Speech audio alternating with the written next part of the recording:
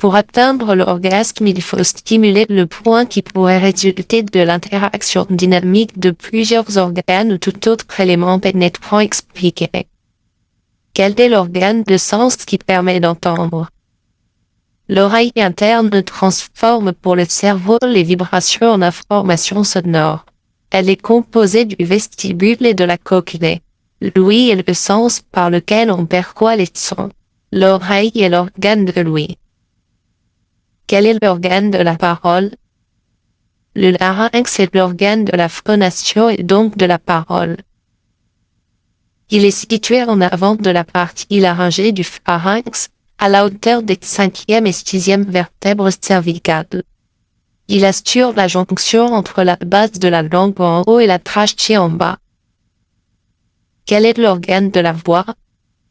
La première étape, le larynx, est l'organe le mieux connu. Cette boîte à voix comprend plusieurs éléments, un squelette cartilagineux, des muscles et une muqueuse ou revêtement souple, voire les encadrer ci-dessous.